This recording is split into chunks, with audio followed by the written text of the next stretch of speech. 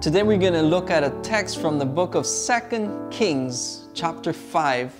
And I read from verse 14, it says, "And his servants came to him and said, 'My father, if the prophet had told you to do some great thing, would you not have done it?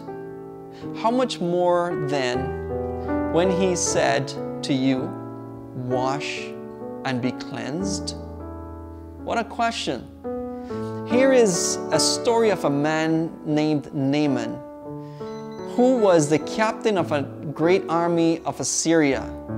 And with his leadership, the Assyrians had conquered many battles, many enemies, and they had even conquered the Israelite nation.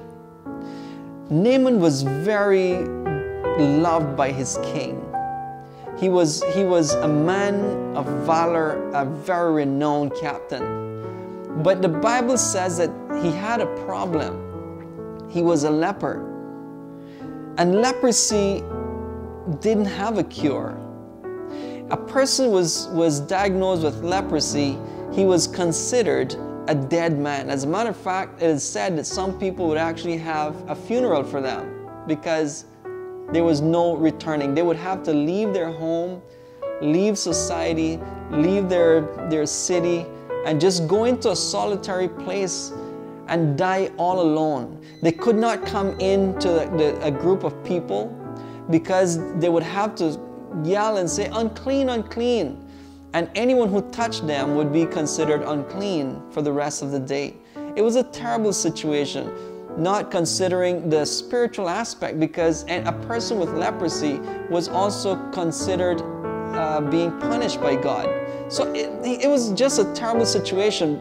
The good news is that someone told him that there was a prophet in Israel, that if he had went to him, then he would be able to heal him. So he got together a chariot, some chariots, and took some gifts and his soldiers and everything else, and they started their road to look for prophet Elisha. And as he got to his house, Naaman, being who he was, expected a lot of things. First of all, he expected the prophet to come out and give him all his honors and speak to him personally. But as he got there, instead of Elisha to come out to greet him, he sent his messenger. And he sent a message to him. And the message was, "Sir, my master said, go and wash 7 times in the Jordan." A simple instruction: go wash 7 times in the Jordan. Very specific, with numbers and with place. Number 7, place, Jordan. The story says that Naaman turned away very angry. First of all, the prophet wouldn't even come and greet me. He sends a messenger. And the message? I expected him to wave his hands, to say some kind of special prayer, and to do some kind of thing. And this is what he's saying to me? I mean, if I'm going to go into a river, I'm not going to go into the Jordan River. I have good rivers back home. Great rivers. Rivers that have healing powers. So why would I do that? And he turned away angry because it did not meet his expectations. You know how many people today turn away angry from God? Turn away angry from the Bible? Turn away angry from the church? God is not what I thought He was. God is always angry. God is a God that does things that doesn't make sense. The Bible has so many mistakes and errors, and I can't trust the Bible. The church have so many hypocrites and this and the next. We're always finding something wrong with what God has given us as simple instructions. But one of his soldiers came to him and says, "Sir, if the prophet had told you to do some great thing, would you not have done it?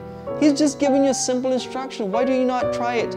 So Naaman decides to go, takes off his armor, takes off his helmet, takes off everything.